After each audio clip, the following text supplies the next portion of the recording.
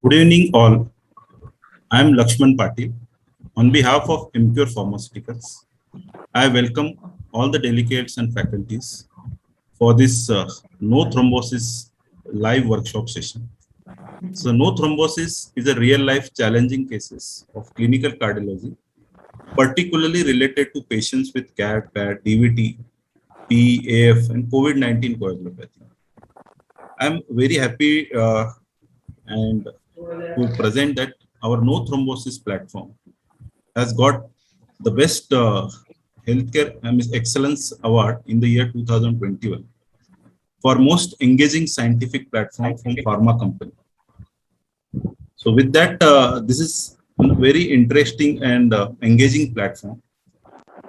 So today, to make this program informative, more successful, we have been joined to present that some of the eminent faculty members. So it is my honor and privilege to welcome and introduce the today's faculty member.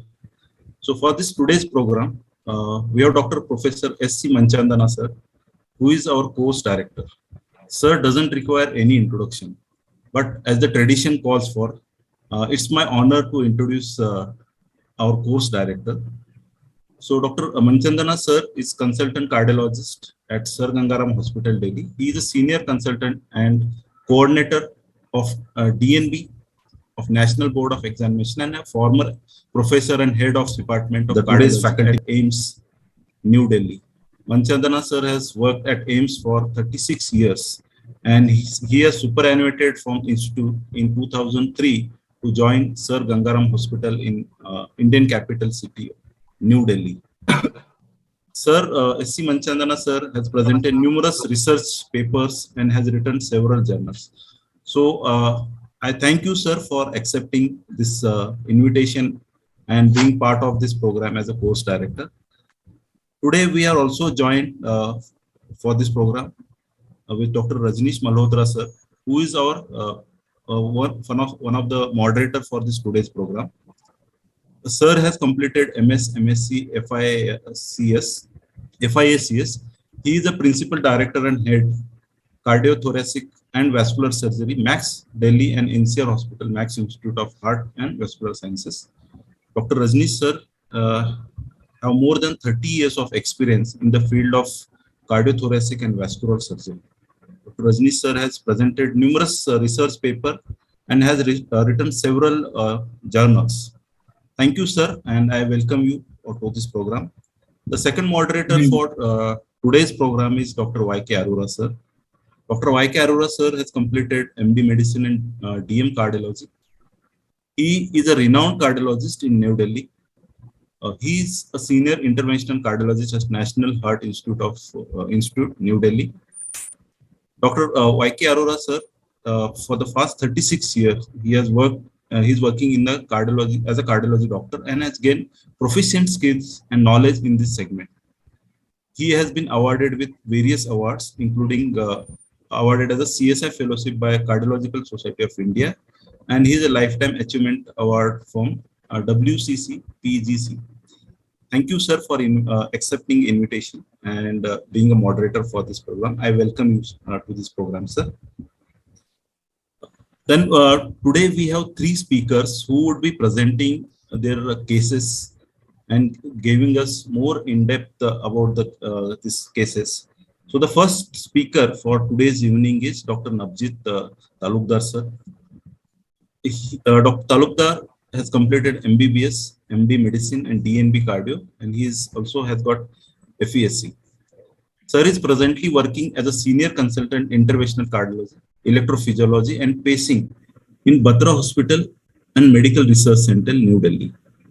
Dr. Talukdar sir has published many articles in national and international journals. And Dr. Talukdar sir has participated as a faculty in national and international conferences, webinars and symposium. I welcome you, Talukdar sir, for this session. The second speaker for today's evening is Dr. Naveen Chopdar, sir. Sir has completed MBBS, Diploma in Anesthesia, DNB in General Surgery, and DNB in Vascular and Endovascular Surgery. Sir is presently working as a senior vascular surgeon in PSRI Hospital, New Delhi.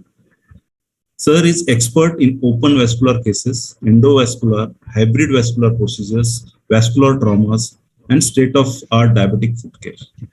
Sir has participated in many national, international conferences as a faculty, and he has won many awards in the field of his expertise. So, Naveen sir, I welcome to this program, and thank you for accepting our invitation.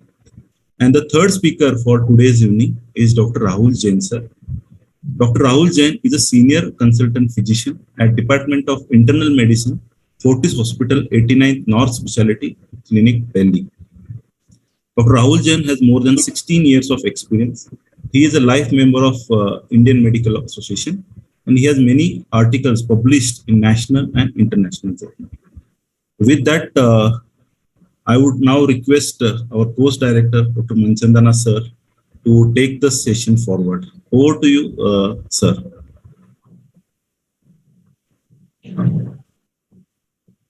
Sir, you are mute, sir.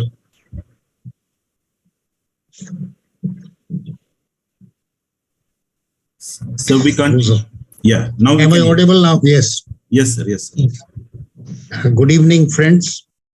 It's indeed a great honor to chair the session of No Thrombosis. This is a workshop in which different cases of thrombosis are discussed. Well, I must give an introduction. Thrombosis were really meant to help the man. In the prehistoric time, when man used to fight the animals and all, he had a lot of bleeding, etc.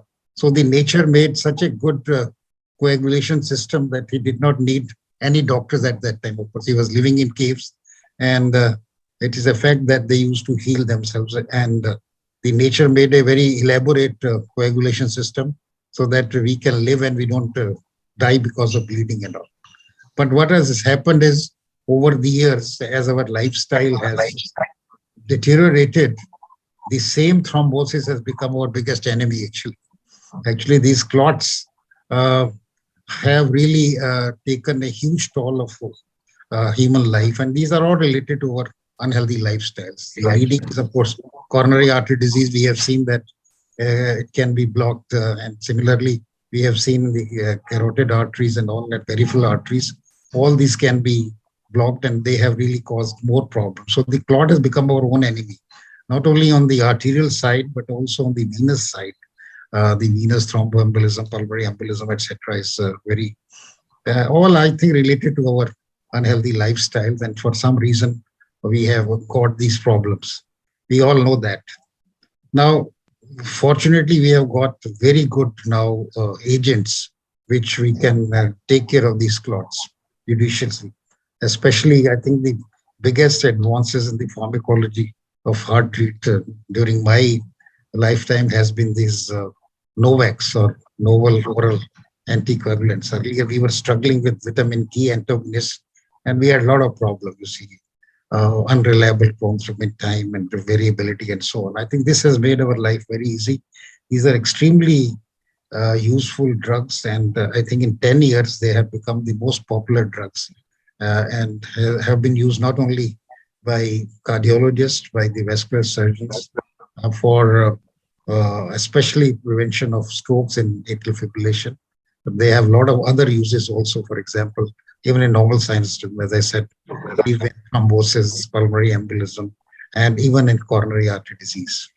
So today, I think we have a galaxy of eminent speakers.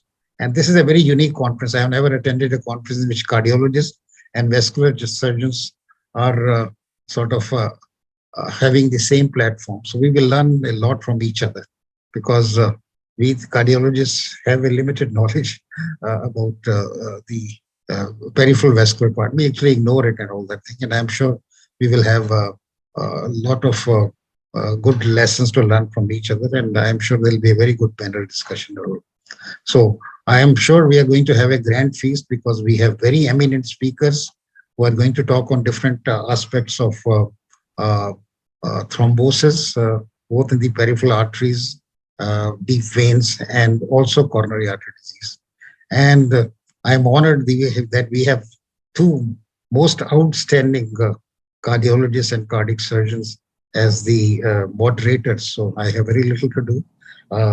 Dr. Arora and Dr. Rajneesh, and they'll be running this show. So handing over to the moderators to start the program. Dr. Arora. Thank you, sir. Thanks a lot. Yes. Good evening, Dr. Rajneesh. Yes. Yes, Rajneesh. Hello, sir. Okay.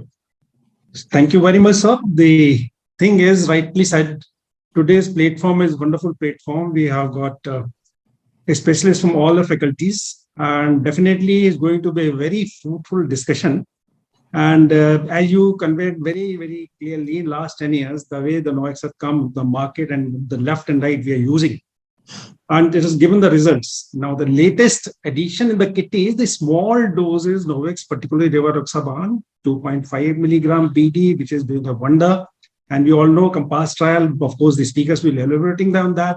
It's not only benefited the CAD cases, even the patient with the peripheral vascular disease, even the patient with atrial fibrillation, those who have undergone PCI, and quite safe. That is the best part of that.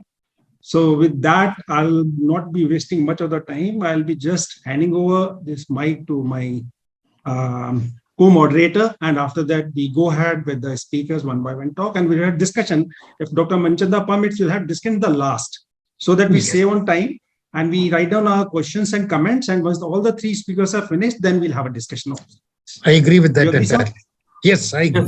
Yes. Please go ahead. Yes, sir. Thank you, sir. So good evening, everyone. And I'm really thankful to Mr. Lakshman and AmCure for creating a new, I would say, a platform where people from different fields, from cardiology, from vascular surgery, from cardiac surgery, all are at the same platform, talking about thrombosis or no thrombosis rather, and using a similar drug. As Dr. Manchanda said, that there were not many drugs which we are using, except for warfarin or acetrom. We hardly had anything to talk about and do. So now we have got newer anticoagulants which can really, change the patient's outcome, as well as, can help our patients. And the latest had been, I would say, during COVID period, NOACs were being used like right, left, and center by intensivists, by pulmonologists, by anyone and everyone. Even the patients were coming to us and asking that, okay, that why I am not being given NOAC. So I think NOACs have really changed the way people have been treating the critical patients. So I think, as Dr. Arora said, let's not waste time. Let's go to the first speaker, and then we will have that discussion in the end. So I'll hand it over our proceeding to Dr. Talukdar is the first. Dr. Naveen Chowdhury, sir. Oh, sorry. Dr. Naveen, I'll hand it over to you, and he's going to take us his perspective of NOACs. Dr. Naveen, please.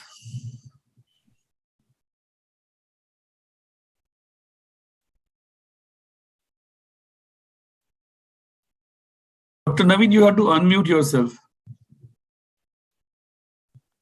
So good evening, Dr. Rajneesh. So I am among the prominent cardiologists.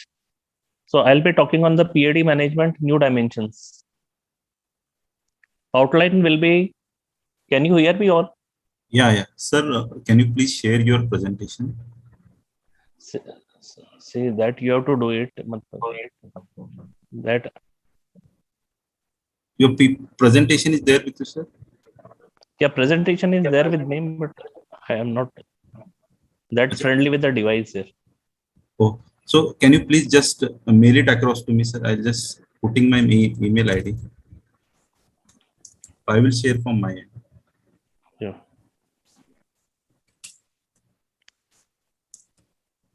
I'll just put it in the chat box, sir. Okay.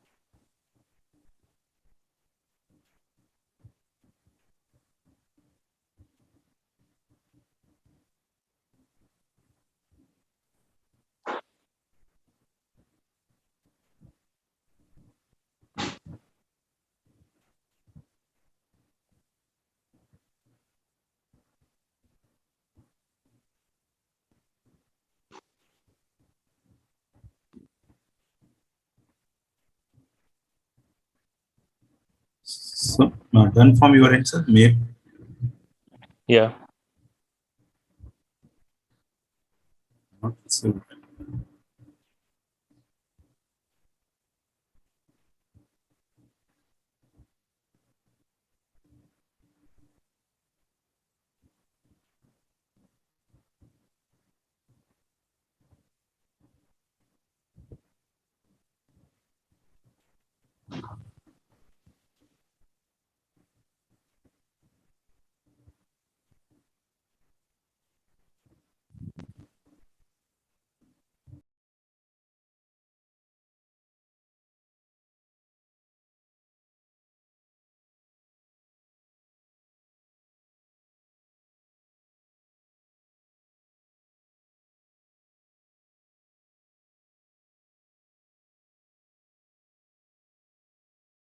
Sir.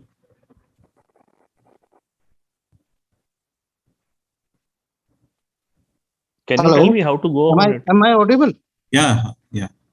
So should I, by the time Dr. Naveen is reading, should I start my presentation? Yeah, Navjit sir. Yeah. So I am having your presentation. Should I share, sir? Yeah, I think you can start so that I can start speaking. Yeah, Naveen sir. It is Meanwhile, you already- please mail me so that I will once his presentation is done, we'll start with your. Sound is not very clear. If you can fix it. So Aurora sir, is that fine? And Rajnish sir? Yeah, correct. We can switch over. Yeah. You know, I'm done. Okay. Right. So Yeah. I will share. So am I Naveen is with you, no? visible, audible? Yes. Okay. I will say next and you change the slide, right? Yes, sir. Yes, sir. Okay. It's indeed an honor for me to be presenting anything before Dr.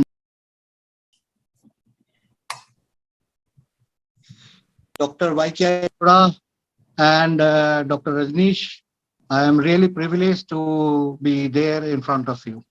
Well, without much ado, we will start. This is a case of CAD with PAD.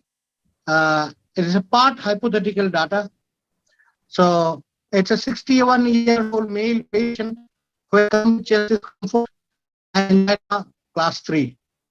He had also been having claudication from past 1 year with gradually decrement of the claudication distance.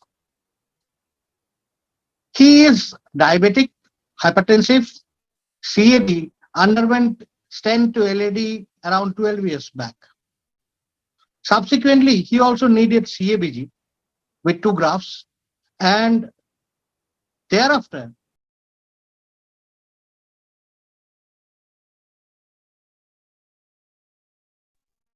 as recent as 3 years, he had a stent to. He Your had sound diffuse is not erythematous clear. disease of bilateral lower limb. Sir, your voice is not Now- clear. His voice is not clear. Yeah. Now, Now it is clear, sir. now. Better. Yeah. Yeah, better now. Okay.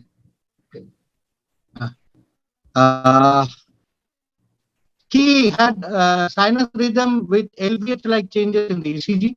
Echo showed mild LV dysfunction with rejection, wall-motion abnormalities of the inferior wall. Other studies of both wall limbs showed disease of the anterior tibia.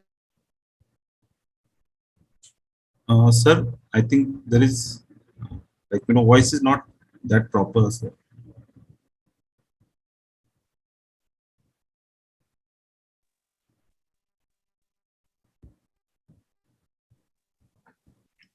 Hello. Hello. This It's still not clear. I think the organizers have to look at it carefully. Yeah. Because the voice is breaking. So Yeah. not able to. Nishad, can you just please help us? okay. Now the voice is there. It is coming, but it is breaking in between, sir. Okay, there is some problem with the whole system. Anyway, let me go through it. Whenever there is too much of a problem, tell me. Sir, if you don't mind, can you use this headphone, sir, if you have? So I think that will Right increase. now, I don't have that. So Doppler study of both lower limb showed diffuse disease of the anterotibial and posterior vessels. CAG showed patent internal memory grafts and SBG2 RCA.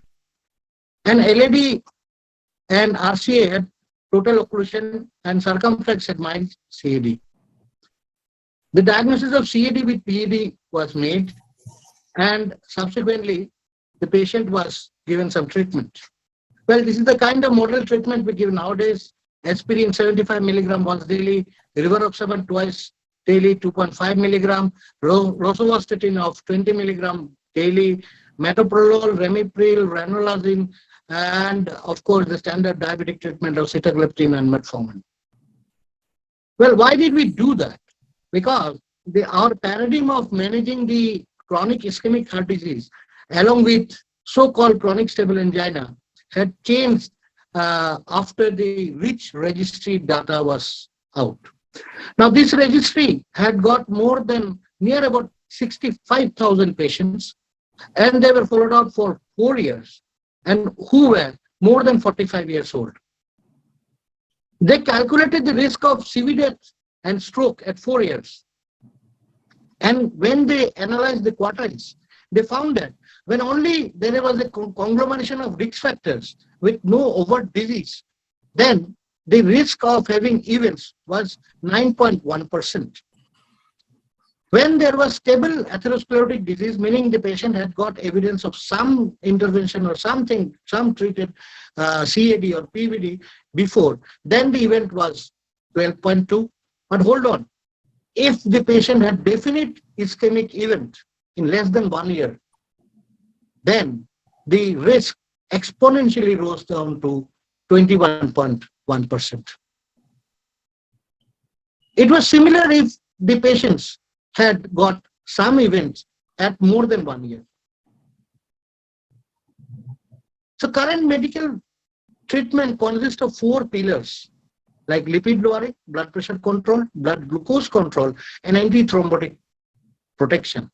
Antithrombotic protection, of course, till now is with ubiquitous aspirin and DAPT. Thus, there was a question whether there is any scope for improvement in this antithrombotic regimen. Now, to understand this, we will go to the coagulation cascade, as Dr. Manchanda sir very elegantly showed that, told that over the million years of evolution, the coagulation cascade has perfected itself. The current coagulation cascade, as we understand now, is a conglomeration of the intrinsic and extrinsic pathway with both the pathways meeting at the common meeting point of factor 10A.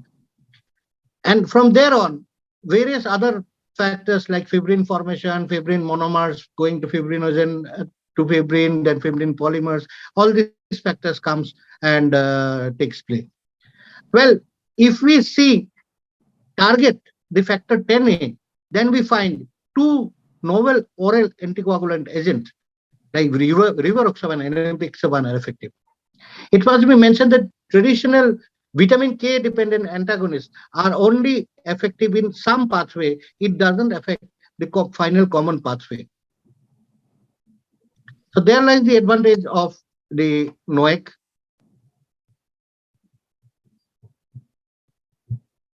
Next.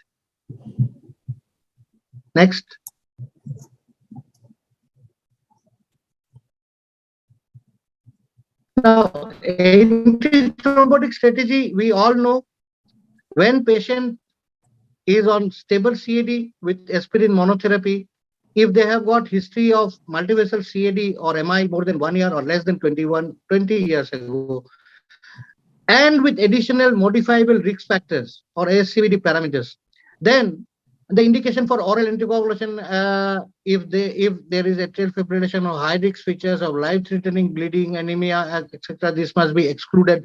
If those were there, then we can give aspirin plus rivaroxaban 2.5 milligram twice daily. What is not sure is for how long is to be given. Now, with MI or treated with DAPT, the patient goes for CABG. Up to 12 months, we have to use DAPT, that is fine. With PCI multivessel, this saying we have to use DAPT. In some cases, there are factors that where DAPT can be continued for a longer period of time. Contrary to that, data are also coming that we can choose to reduce the DAPT. So it's a confusing scenario. But chronic stable angina term has now, we all know, are being taken away. Instead, we are trying to think it is a continuum of disease. There is nothing in chronic. Chronicity is not there because it is active recrudescent disease. Because there are three patterns which was noted. One was chronic indolent inflammation, which is going on, and those events, and there are events where interspersed in yearly or monthly basis, there are small coronary events. So we recognize that in all these things, the mortality used to exponentially increase. So there is nothing chronic in chronic stable angina, and there is nothing stable in angina. If there is any angina, it is actually a dynamic kind of a disease. So 2019 guidelines for the management of CCS had told that adding a second antithrombotic drug to aspirin for a long-term secondary prevention should be considered in patients with high risk of ischemic events and without high bleeding risk. So this had a class of evidence 2A, whereas level A evidence was available. Next slide, please. 66. Next slide.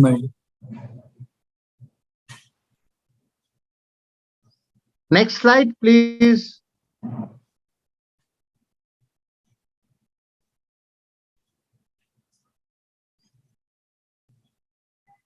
Yeah, thanks. So, we have to dabble between the ischemic risk and bleeding risk. And in the ischemic risk, we have to define what is high ischemic risk and moderate ischemic risk.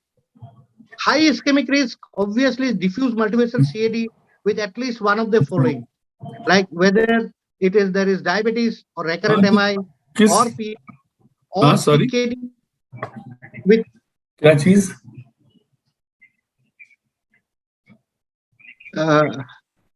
sir, kindly mute yourself, sir. So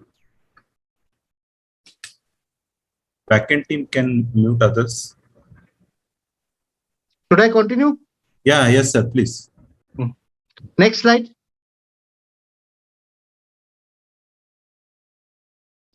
Well, then comes the concept of dual pathway inhibition. It targets both the platelet activation and persistent thrombin generation in chronic CAD. We all know that platelet activation is the key factor in the formation of thrombus, and the platelet activation, activated platelets which are angry, these were strongest in the acute phase.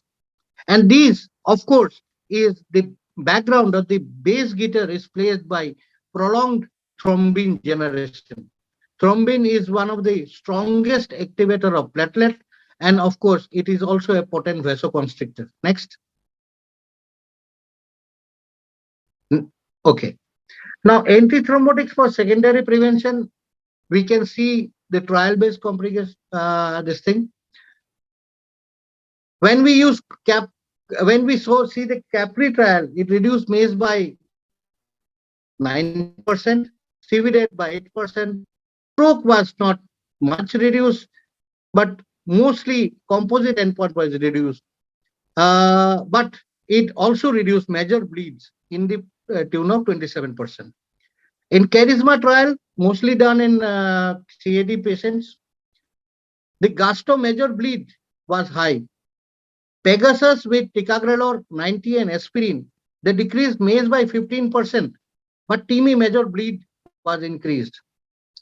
When 60 milligram of ticagrelor was used, the MACE result was similar, and TIMI major bleed also marginally lesser but similar. So hence, in the follow-up of Pegasus, we, in very high-risk patients, there was a case to made where ticagrelor can be continued for another 1 year in the dose of 60 milligram twice daily in place of 90 milligram. Then comes Compass. In Compass, the MACE was impressively decreased by 24%, CV death was by 22%, stroke by whooping 42%, and MI by 14%. Of course, the reduction in MI was non-significant. Next.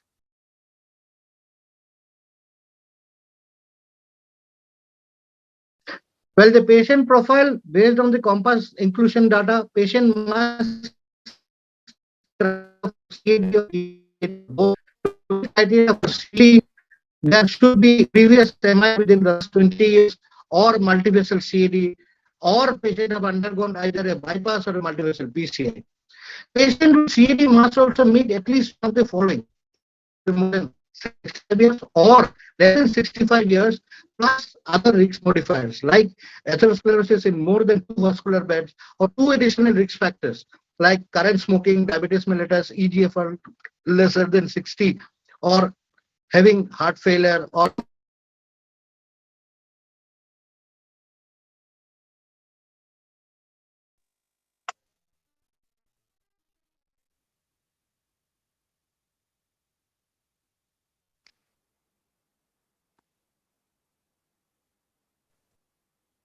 Abjit sir. Hello. Yeah, we lost your. Hello. Yes. Yeah, Suddenly it got lost. Yeah.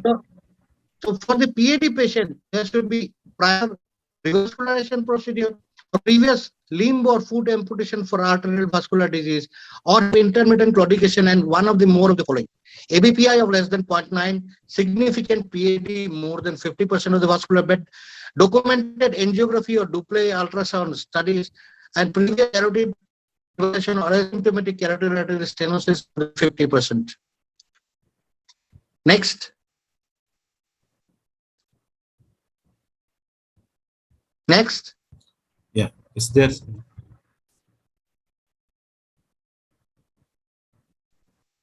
Well, the COMPASS trial had more than 27,000 patients.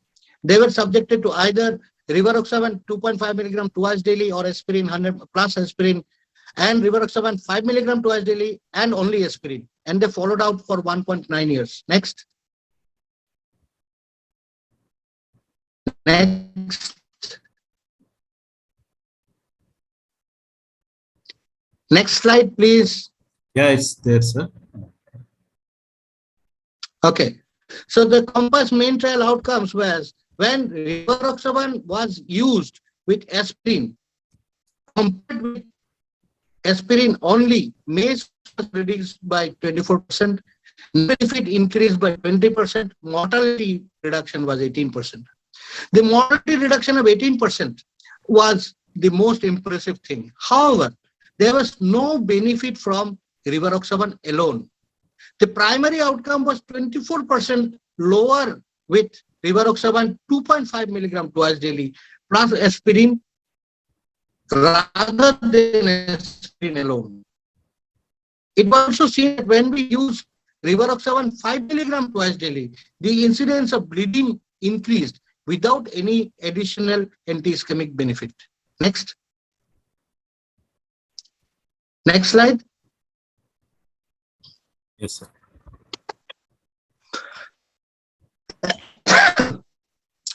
So we can see that in PAD cohort, most of the events were crossing, many of the events were crossing the line of unity, suggesting no great benefit, except in stroke or secondary outcomes. Major bleeding was significantly increased. In overall COMPASS population also, the CV death, stroke or MI was decreased. Secondary events was decreased, but not all points. And there was increment in bleeding, of course. Now, that is why there was the concept of judging the patient. Patients who are not at very high risk of bleed would qualify for the 2.5 milligram twice daily dosages. Next.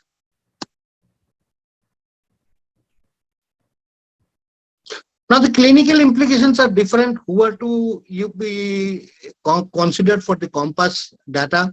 Those obviously are patients who are not at very high risk of bleeding, but at the same time at high risk of,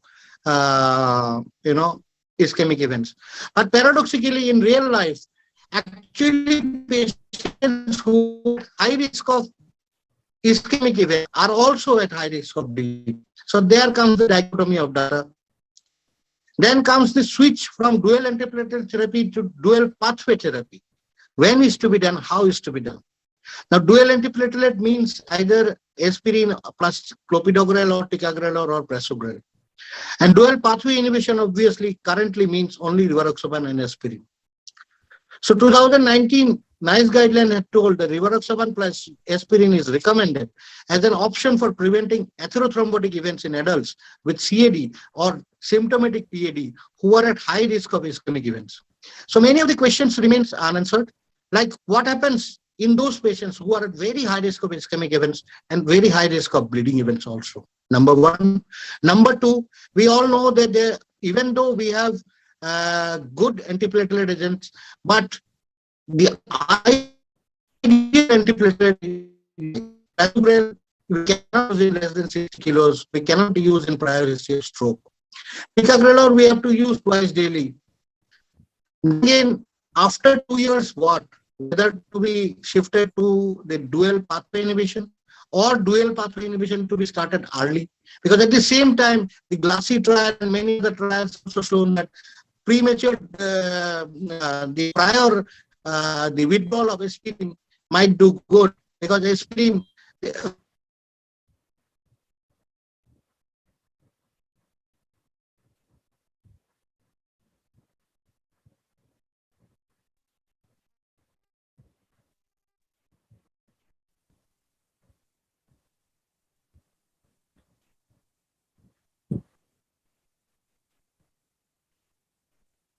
Abjit sir, I think we lost. Hello? Yeah. Hello? Sir, your voice is not clear now.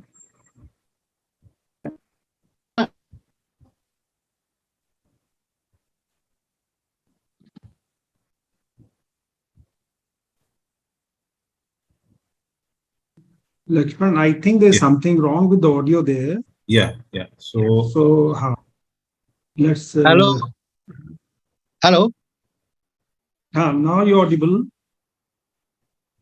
Okay, so I will just end it that way.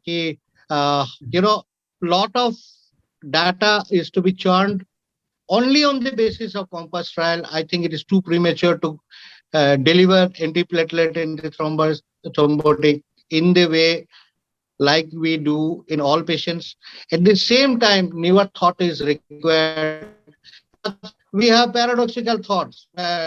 In one way, we are going for dual pathway inhibition. At the same time, we are also trying to reduce the dual antiplatelet therapy.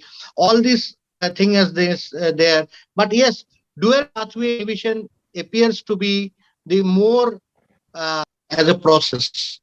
I stand to be by the luminaries present in the text, and yes, I end it. And I am sorry because of the intermittent, loss of connection and thus intermittent this thing on the talks. Thank you, sir. Thank MQ for giving me this opportunity.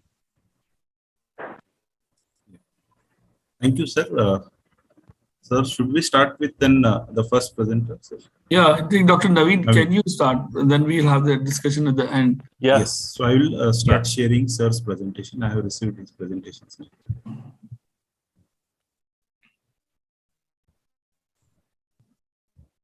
Naveen, sir. So I'll put my name. Yeah. So next slide, please.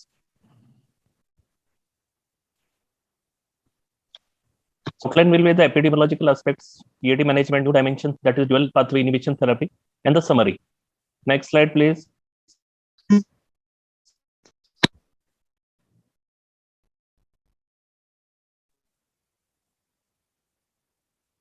Next. As you all know, PAD prevalence is the third leading cause of atherosclerotic morbidity following coronary artery disease and stroke. Prevalence is 5% among the age group of 40 to 44 years and increases with age in 12% in 70 to 74-year-old patients. Estimated is 238 million people worldwide with the PAD. It has been historically underappreciated despite its prevalence and clinical importance. So many patients with PAD has yet not received any evidence-based therapies. So presentation will be presentation of PAD. Next slide, please.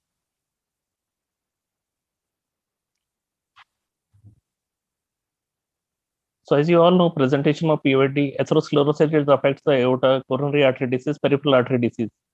Peripheral artery disease, as you all know, the territory covered are the cerebrovascular, carotid, vertebrals, and upper extremity.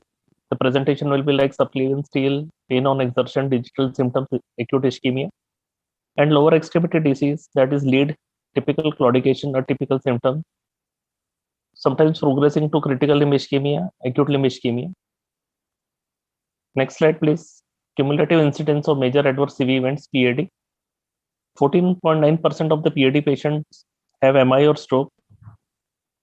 10.3% of the PAD patients with no MI and stroke, and 7.6% of MI or stroke patients, they have no PAD. PAD has recently gained attention in the context of polyvascular disease. Next slide. Case-specific prevalence in high income, low income, or middle income groups. So prevalence of PAD among men is typically higher than women in the higher income group. Women experience up to 2 times the rate of men in lower income countries, and it increases with age for both the age group across both the high and the low income group. And 11% of the patients they progress to critical limb ischemia, and men are slightly more affected. So the treatment for PAD, next slide, please. So mostly it is like healthy behavior counseling, intervention, smoking cessation, weight management, and exercise. As you all know, the management will include the glucose management, keep the HbA1c less than 7, lipid management, LDLC less, keep the LDLC under control, and statin therapy is given in all the PAD patients. Blood pressure management, antiplatelet management is begin aspirin or clopidogrel monotherapy in symptomatic PAD patients. If it is concomitant CAD, then long-term TAPT if bleeding risk is low. And if it is PAD diagnosis, only continue antiplatelet monotherapy. And regarding the oral anticoagulants, we assess the ischemic and the bleeding risk. And if it is ischemic risk is greater than the bleeding risk, you definitely add rivaroxaban to low-dose aspirin monotherapy. And if bleeding risk is high, oral anticoagulants to be avoided. American guidelines, more or less the same thing. Lipid management is no target lipid level. Blood pressure management is target BP less than 140/90. 1A recommendation. And we give AC inhibitors or ARB first line, and antiplatelet and anticoagulation like monotherapy recommended for all PAD patients, and dual antiplatelet if they have undergone revascularization. And in this case, oral anticoagulant has not been suggested. And European guidelines for PAD secondary prevention, blood pressure, glucose management, and lipid management is more or less the same. And regarding the monotherapy for PAD patient, clopidogrel use has been recommended. And dual antiplatelet for patients with ACS, prior MI or revascularization history. And oral anticoagulant for patients, PAD patient with AF, mechanical valves, or prior revascularization history. So antithrombotic therapy is lower extremity arterial disease patient requiring long-term anticoagulation, like asymptomatic or surgery, oral anticoagulant monotherapy can be given for a long-term, class 1 evidence. But is percutaneous intervention to assess the bleeding risk. If it is low, dual antiplatelet along with the oral anticoagulants. It is dual antiplatelets either A or C, class 2A evidence for long-term dual antiplatelets can be given. And regarding bleeding risk high, oral oral anticoagulants monotherapy is recommended. Regarding the evidence underlying medical management of PAD, here mostly we will be talking on rivaroxaban CAMPAS trial. 27,395 patients and 7,470 patients with symptomatic PAD. Or next slide.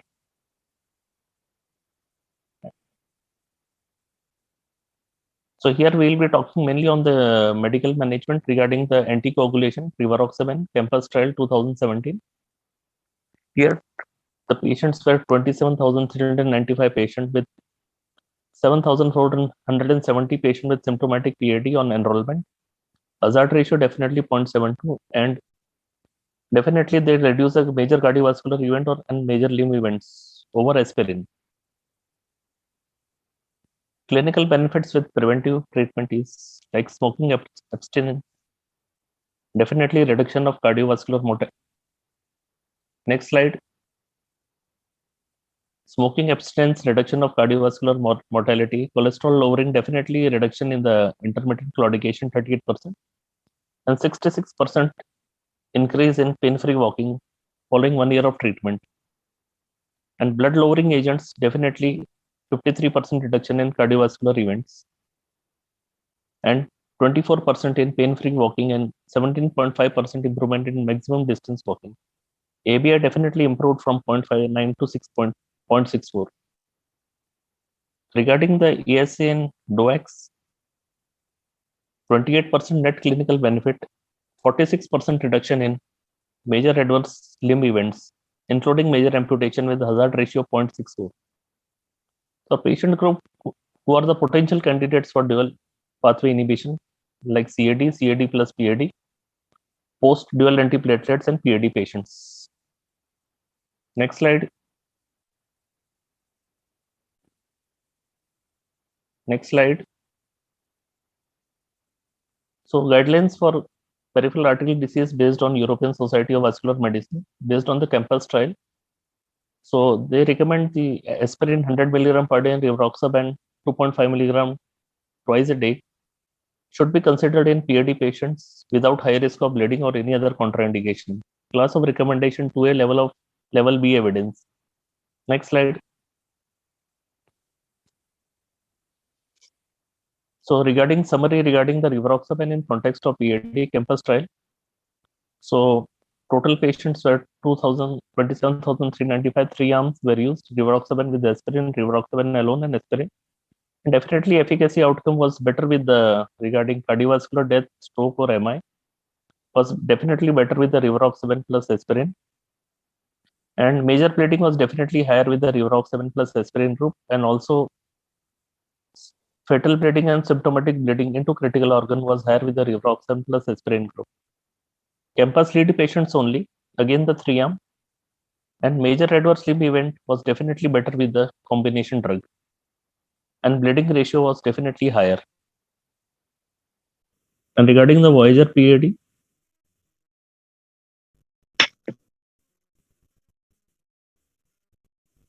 again rivaroxaban plus aspirin with the primary outcome like acute limb ischemia, major amputation, MI, or ischemic stroke or cardiovascular death, they were definitely with the combination drug. Advantage over the placebo plus aspirin. And major bleeding, timid definition, that was definitely higher with the rivaroxaban plus aspirin. And also intracranial bleed was lower with the rivaroxaban plus aspirin group. So patient profile was again previous revascularization, limb or foot amputation, history of intermittent claudication,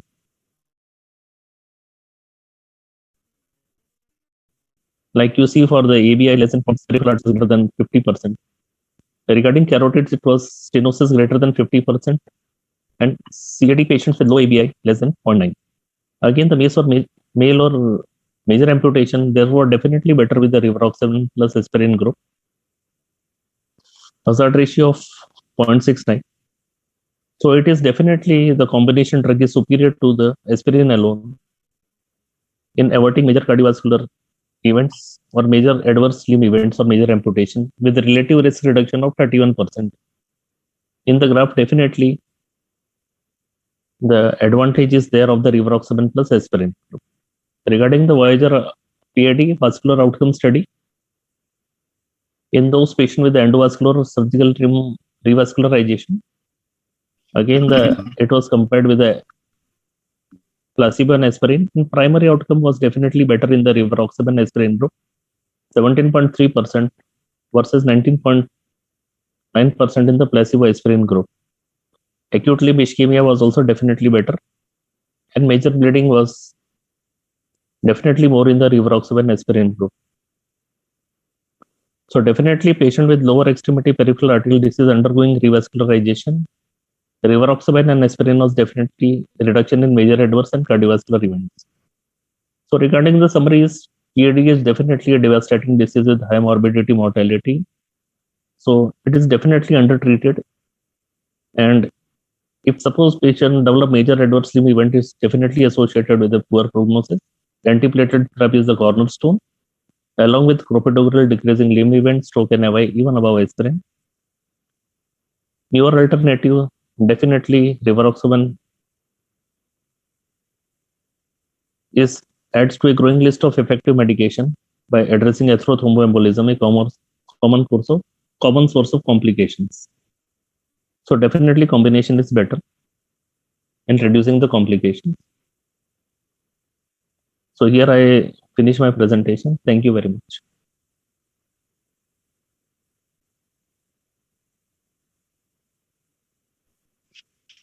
I think next we request Dr. Rahul to give his presentation. Dr. Rahul? Yes, sir. Yes.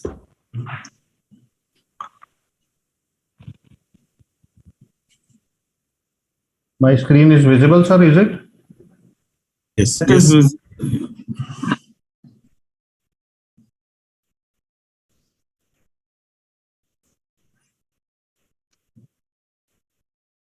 My topic is complex and recurrent DVT case. Without much ado, I will start. Sir, I request you to put it in a presentation mode. Okay. Now is it okay? Check. Oh, miss, you need to press on this icon, which is on the right-hand side bottom, sir. Which one? Make it a slideshow. Slideshow. Sir, I did it. It's not showing slideshow. It's showing all your slides as well as this. Can you just redo, sir, once again? Just stop the screen share and once again do it. Okay. I'll redo it.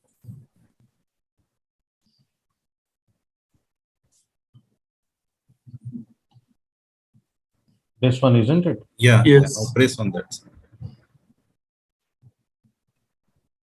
No, better, sir? No. Sir, you can see this uneven editing on the top.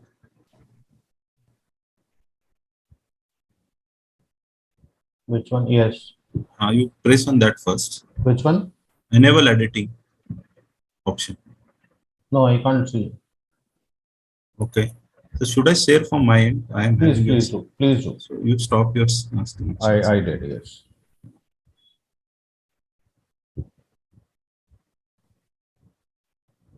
2 minutes. I'll just share your slides. Sure.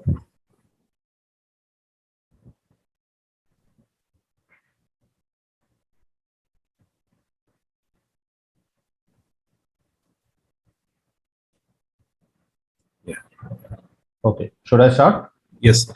So my topic is complex and recurrent DVT cases.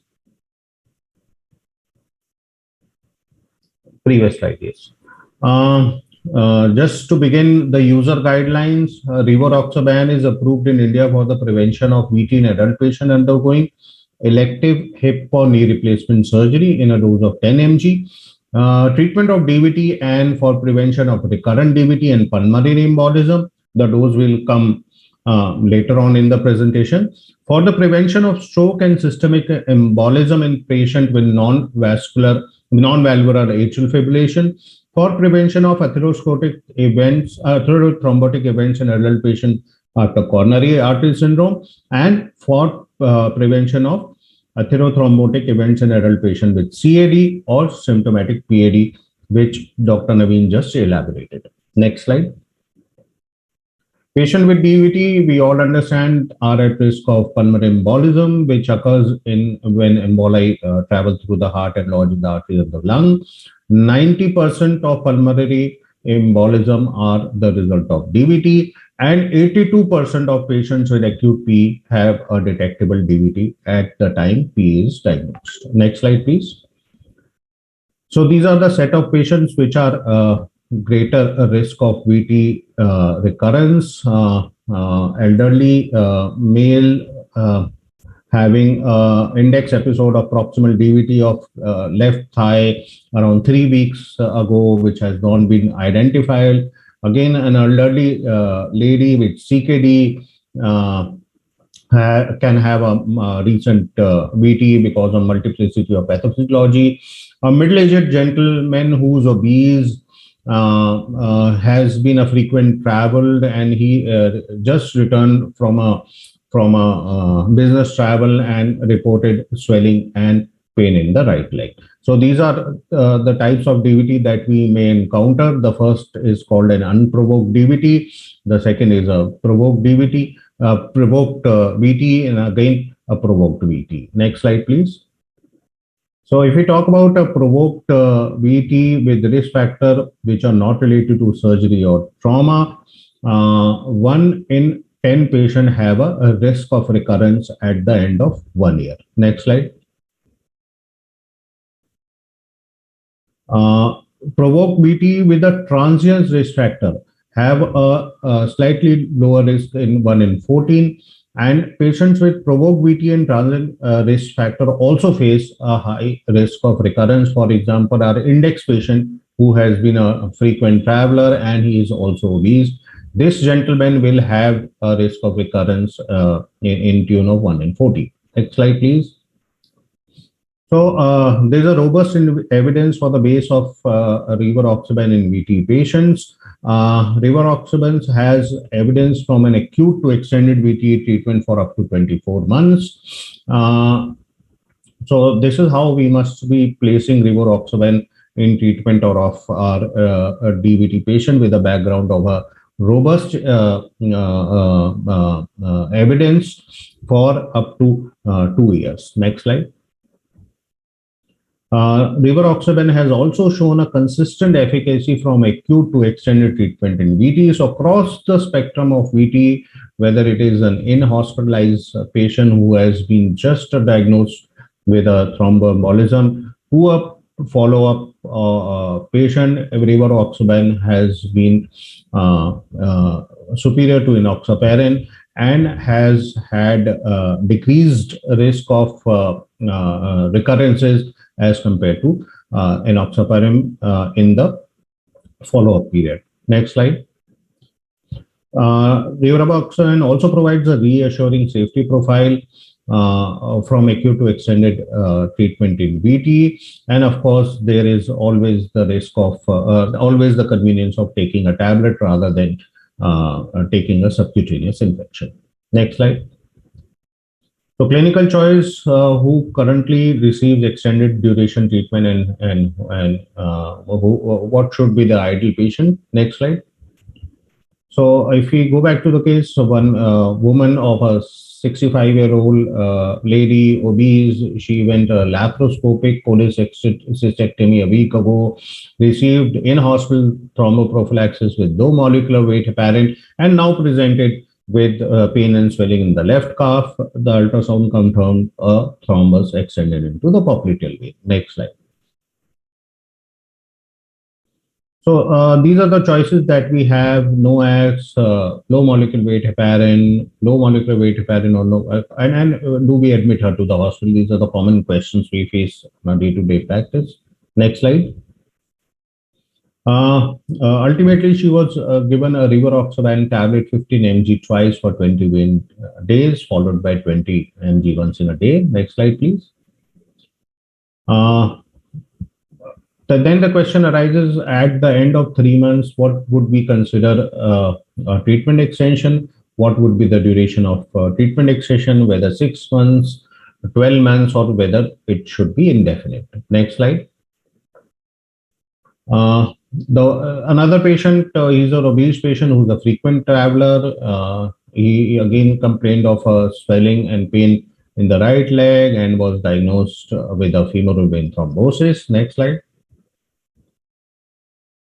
After a period of 6 months, we must continue rivaroxaban 20 mg once in a day, and we advise him to reduce long distance flight and stop oral anticoagulant.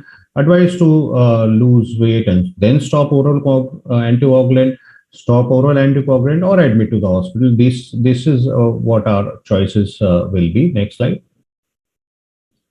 Unprovoked Dvt. This is an elderly lady, well-controlled hypertension and dyslipidemia, has a moderate CKD. She has been diagnosed with extensive unprovoked DVT and was started on rivaroxaban 15 mg twice for 21 days. Next slide. Similar questions in the same case. What would be the duration of treatment extension, whether 6 months, 12 months, or indefinite? Next slide. Dose and duration from day 1 to day 21. For initial 3 weeks, the dose is 15 mg twice daily. After the end of 3 weeks, the maintenance dose is 20 mg once daily. And after 6 months, after reassessment of the situation, we have to assess individual risk, and we may decrease the dose to 10 mg once daily if the risk is relatively low, or continue 20 mg if the risk of VT recurrence is high, or if there are additional comorbidities or history of recurrent PV or DVT for extended prevention. Next slide. I think that is all from my side. Thank you very much for your patient listening.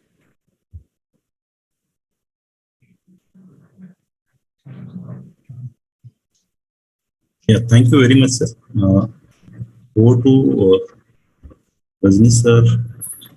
Yes. So I think all the speakers have really, spoken very well and has told us that there are different pathways which are required for anticoagulation or antithrombosis, we can say, and patients who have a coronary artery disease, a peripheral vascular disease, are one of the sickest patients, and we just cannot manage them with aspirin only or aspirin or VKA. The best choice is when we are managing these patients with the antiplatelet as well as newer anticoagulant, which has shown in different trials the effects. I would say decrease mortality as well as morbidity. So I think this is the treatment which is the latest recommendation also, and we should be treating these patients with these guidelines. Although there are still challenges, the patients who are at the high risk of bleeding, they give us really a great challenge that how we are going to treat these patients. So I'll hand it over to Dr. Arora for his comments, and then we have a discussion further. Dr. Arora, sir. Thank you. You all will agree, all the three speakers have done a wonderful job. One thing is common in all. They said the better control of blood sugar, better control of lipid, better control of blood pressure, and lifestyle modifications are very, very important, along with DAPT, or you give a dual inhibitory therapy. This part we have to keep in mind. That's a very important thing. And particularly those patients who are high risk for ischemic events, they are the one they should be considered for antithrombotic therapy with rivaroxaban. So that is also loud and clear messages from all the three speakers. The only thing is which I have to convey is regarding the Dr. Naveen, regarding the COMPASS trial. If you see that, there was an article in American College of Cardiology in January 2018, and they came out beautifully that this was a expert analysis. Initially, the number which was selected for COMPASS trial was 28275. Subsequently, it was reduced to 27395. You know why? Because the peripheral artery disease, those who were operated besides non-CABG surgery, those cases, they showed initially high bleeding, and there were 3 deaths also. So this is very, very important for the patients which we are taking up for peripheral artery disease, those who have undergone surgery. We have to be on our guards before choosing those patients for antithrombotic therapy for the rivaroxaban, because these patients, they have taken it out. That's a very important thing. Otherwise, a wonder drug with the high ischemic burden which is there, or where the high risk is there for the ischemic heart disease, it can always be added and along with the antiplatelets. Second thing which needs to be discussed amongst the panelists also, what about the celestazol? Earlier, we used to give celestazol as a second antiplatelet drug, which has a vasodilator role in the peripheral artery disease also. So as on today, what is the status that needs to be discussed? And third, the most important thing is a NOACs has been found very, very safe. And the incidence of reducing the ischemic events, if you look at that, the absolute reduction in COMPASS trial was 1.3. And if you go with the relative reduction was 24%. So it's a very significant. And the patient had 90% CAD and 27% peripheral artery disease. And peripheral artery disease also got benefited by that. There's no doubt about it. But we have to remember here, the incidence of bleeding in aspirin with rivaroxaban is also more vis-a-vis aspirin group per se. It was 3.1% to 1.9%. And the comment was made that the trial was pre-terminated after 23 months. It would have been continued for a little longer. There might be a little change in these parameters. So my request is, in case we are adding rivaroxaban along with dual antiplatelet therapy or with single antiplatelet therapy, maybe aspirin or clopid, we have to screen our patients very, very clearly. Is it really required to an antithrombotic? That's number one. And number two, all these cases needs to be followed up very, very closely for the bleeding events which are present over there. So that is my say on that. Now, of course, Dr. Manchanda is the final word on that. So I'll request Dr. Manchanda to give a comment on that. Thank you. Are there any questions before I could summarize it? Well, if not, I think I would agree with Dr. Arora. I think all the three presentations are extremely good. And they brought out a point that the diseases do occur together. Atherosclerosis is not localized to one. Actually, this polyvascular disease concept has come after the COMPASS trial.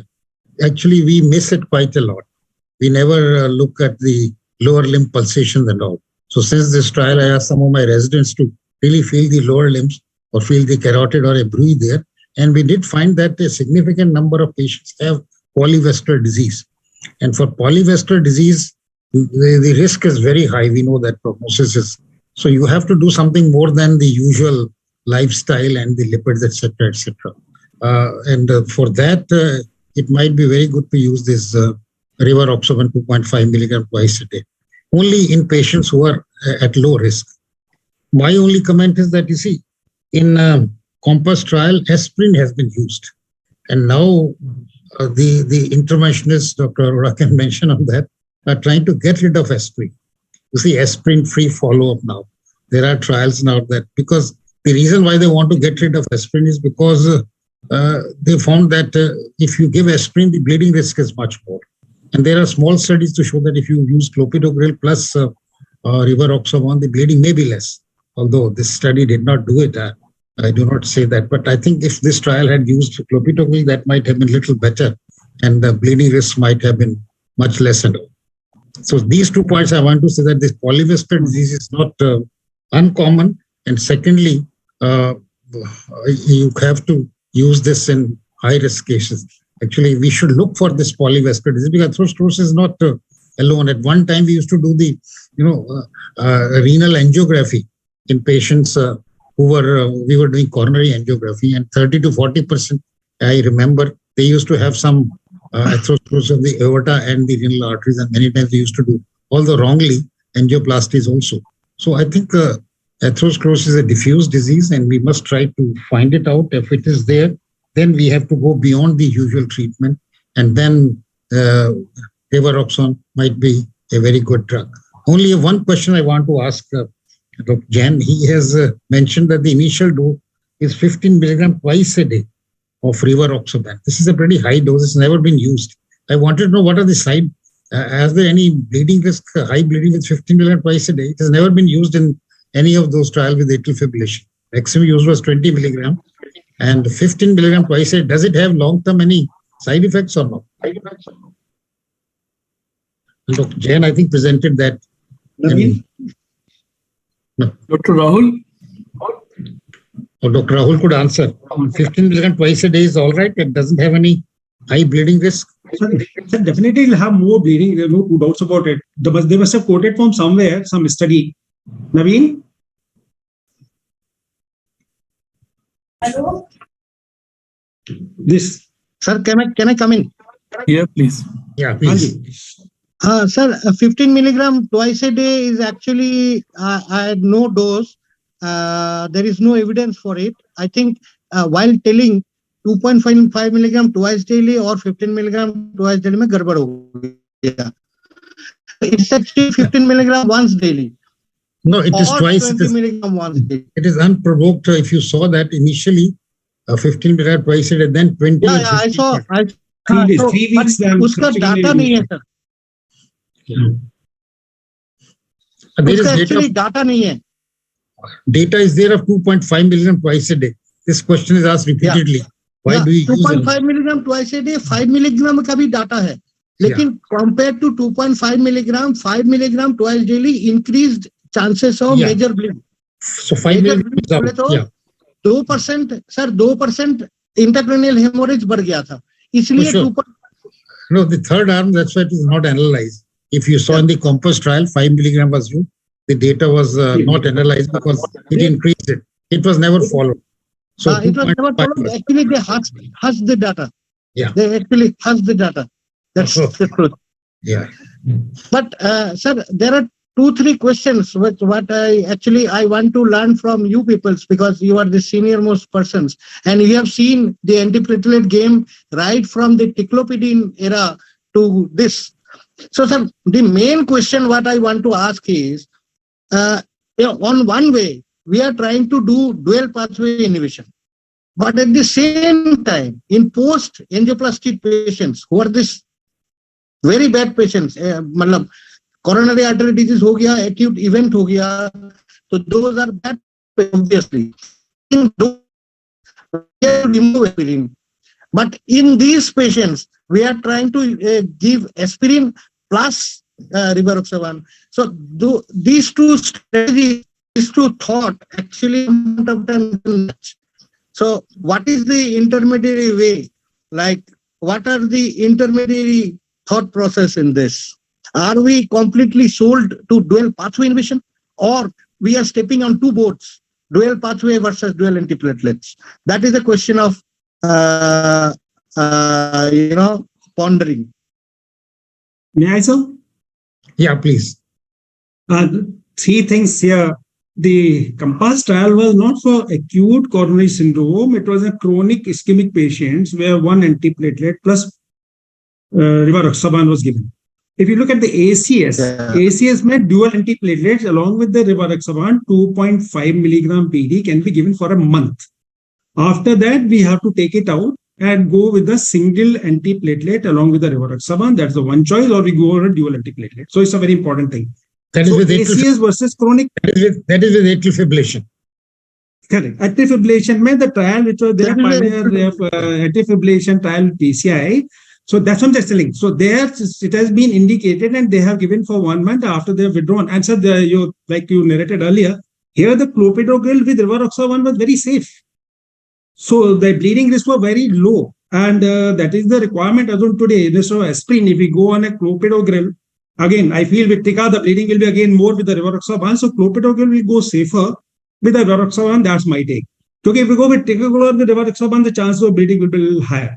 So the thing is, if we are going with the antiplatelets and that to P2Y12, then clopid with rivaroxaban in a case where the aspirin sensitivity is there, that is number one, or the patient is not talking ticagrelor.